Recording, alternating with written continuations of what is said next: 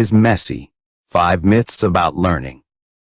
I spent part of the morning rereading Frank Smith, particularly his thoughts about how we learn. Delightful, insightful, thoughtful.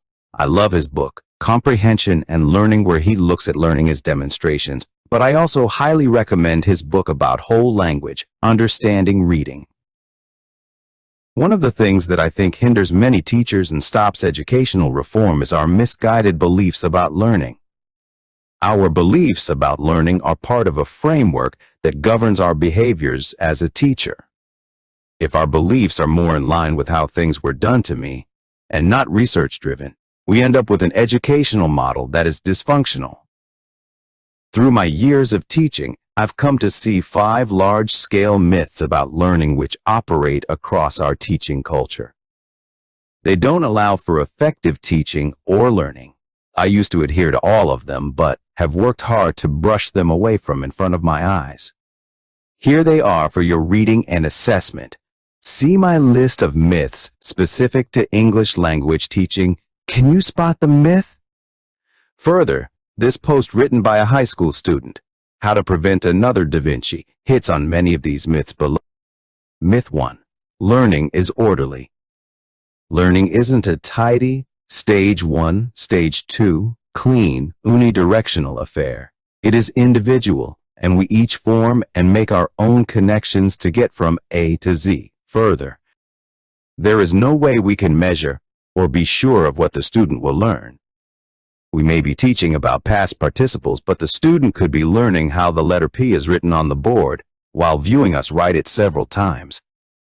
Most of learning is accidental, is incidental. Smith says that the core of learning is through demonstrations. The world is full of demonstrations, and in a class or a book or activity, the demonstrations are not just the ones we wish the student to learn. Each act is a cluster of demonstrations, and we can never be sure which the student will learn or consume. I've always been astounded that the research shows that the best way to teach a student to read and love reading is to just have students see you, the teacher, reading and enjoying textbooks. With this demonstration, they are learning just as much as they would through a read aloud. Learning is not orderly, it zigs and zags, and as teachers, we should believe in the long-term goal and destination, and not be occupied or frustrated at keeping students on a straight line of learning. Myth 2. Learning is a fight, a struggle. Yes, that's what we are all taught. We have to wrestle with ideas and struggle to understand. However, exactly the opposite is the case.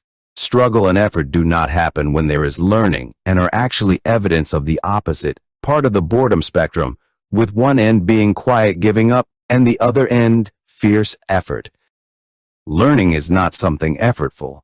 When a student is learning, there is engagement, thought, flow, and rhythm.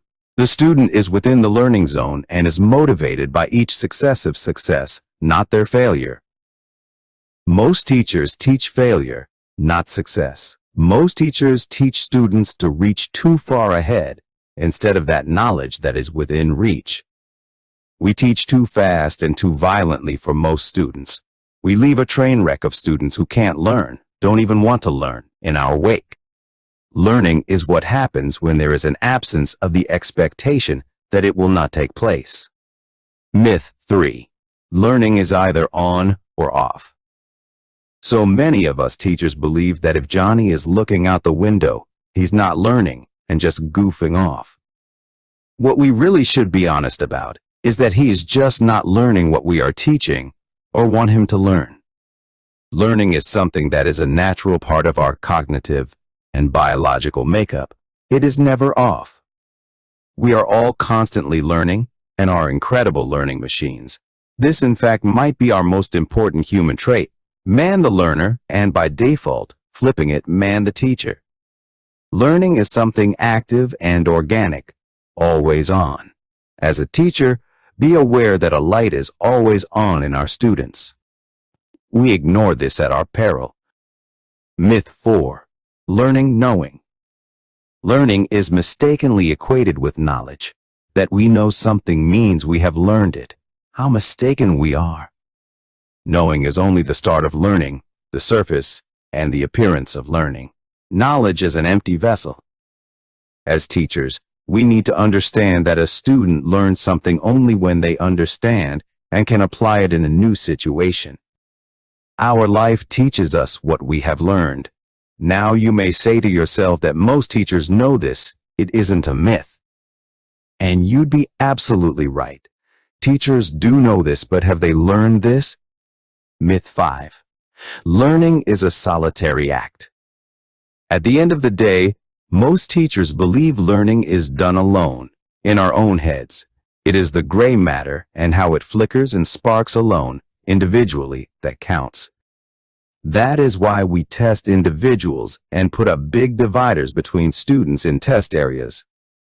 We want to know what that student learned. However, we err. Students learn because they make an investment in the other.